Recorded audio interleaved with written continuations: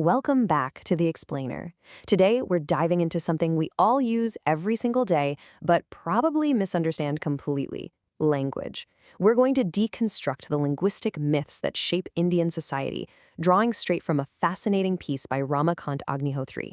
It turns out the stories we tell ourselves about languages often completely contradicts linguistic science and historical reality. And look, the stakes here couldn't be higher. Getting language wrong isn't just some academic oopsie. It directly impacts education, social mobility, and the core identity of millions of people. When a society operates on these myths, we end up marginalizing communities and stifling the intellectual growth of our kids right from their very first day of school. When you think about the sheer abstract complexity of the sounds we make to communicate, it's honestly mind-boggling. We are so used to just opening our mouths and speaking that we completely forget the absolute physical and cognitive gymnastics our bodies are performing. Every single time we utter a sentence, our vocal cords, tongue, palate, and breath are coordinating at lightning speed, all while our brain processes these complex syntactic algorithms in real time. Because this monumental feat feels so effortless, we kind of forget how complicated and constantly evolving human language actually is, which leaves us super vulnerable to deeply ingrained, simplistic myths. And, this isn't exactly a new problem. Way back in 1620, Francis Bacon warned us about these societal idols clouding our judgment. He categorized human biases into 4 types: the idols of the cave for our personal prejudices, the tribe for flawed human nature, the theater for dogmas, and the marketplace for the confusion caused by social interaction in everyday language. The source argues we are persistently ignoring Bacon's warnings when it comes to language. We let these inherited cultural idols completely pollute our perception instead of just looking at the hard empirical science.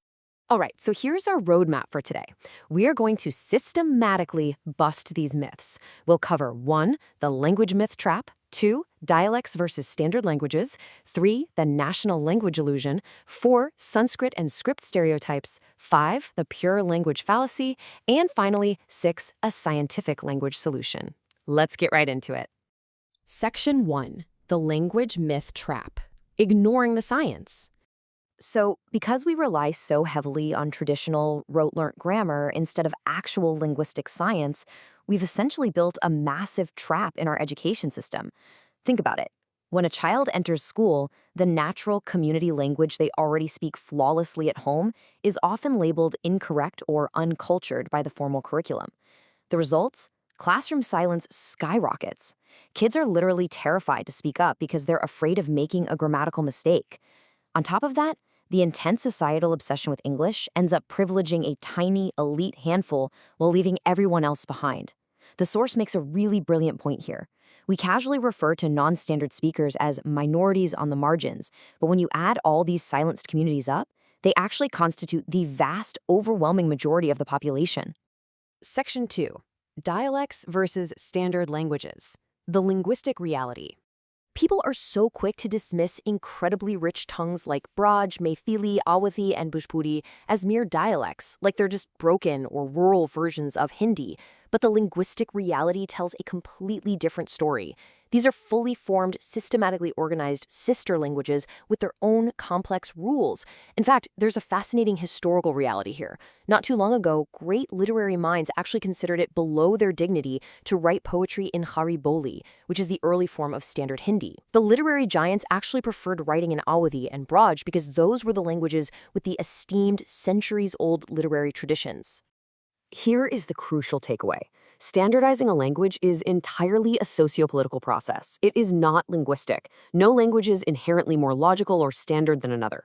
Standardization happens through something called codification. Basically, a governing body decides to create official dictionaries and strict grammar rules for one specific variety of speech.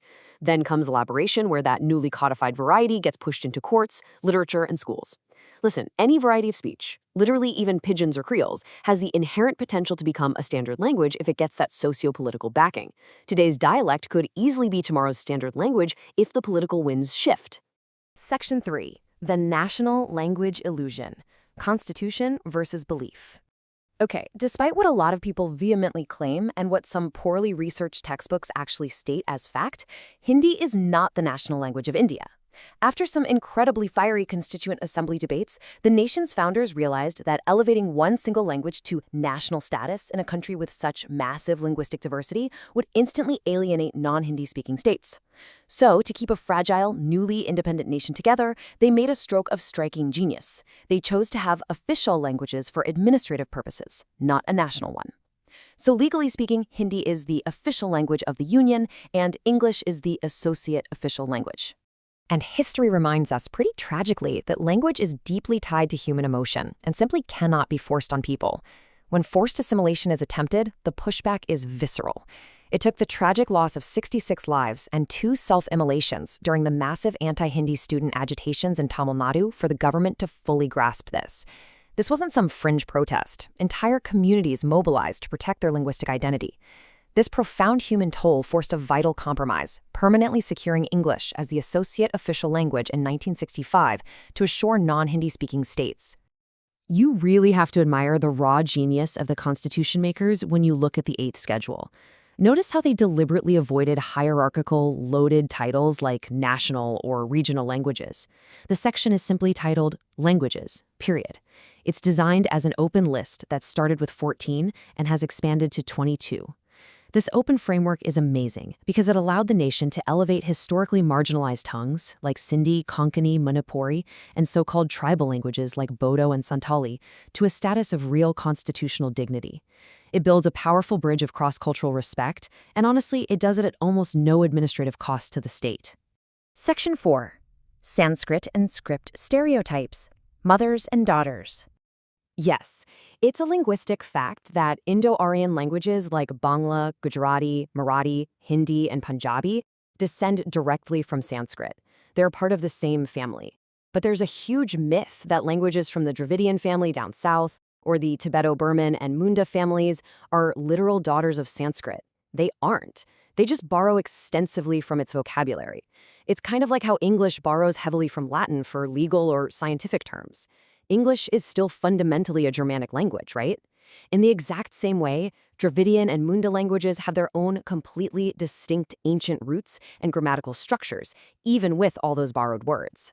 Plus, there is this widespread, almost romantic assumption that there's a perfect, flawless, God-given relationship between the sounds of Sanskrit and the Devanagari script. People treat them as an inseparable, perfect match. But actually, Sanskrit is written in over 14 different scripts across India. The truth is, any language can be written in any script. A team of scholars could literally sit down and invent a completely new, perfectly functional script for a language in a few days. And practically speaking, a perfect match is physically impossible anyway because spoken speech evolves rapidly every single day, while written scripts are notoriously static and slow to change. Section 5. The Pure Language Fallacy, the Myth of Standard X. This brings us to the ultimate linguistic myth, the deeply cherished illusion of a pure standard language, which the author cleverly calls Standard X. We all just naturally assume there is this perfect, grammatically flawless standard that the masses are speaking over some large geographical area. But if you strip away the bias for a second and really think about it, you have to ask yourself a very surprising question. Where exactly is this pure, unadulterated, standard version actually spoken on a daily basis? The answer? Almost nowhere. The author points out that outside of maybe a handful of streets in places like Meerut or Allahabad, it just isn't the daily lived reality for the masses. Standard Hindi is largely an artificial construct. It's created by committees and locked away in textbooks. When you actually travel across the vast tracts of the Hindi-speaking belt, people aren't speaking some rigid standard. They are fluidly, vibrantly mixing Awadhi, Bhojpuri, Maithili, and Braj in their everyday lives. This whole idea of a pure language is basically a phantom that completely ignores the beautifully messy, hybrid reality of how humans actually communicate. Section 6. A Scientific Language Solution, Changing the Paradigm. So where does this leave us? Currently, we have an educational system that dedicates a whopping 10 to 12 years forcing kids to rote learn rigid, outdated, prescriptive grammar rules. We literally force them to memorize arbitrary exceptions that contradict how they naturally speak at home. And the result of this grueling decade? Children end up feeling completely incompetent in a language they already use perfectly in real life. They fail to understand the fluid nature of true language, and all these damaging, unscientific myths, they just get neatly packaged and passed right on to the next generation.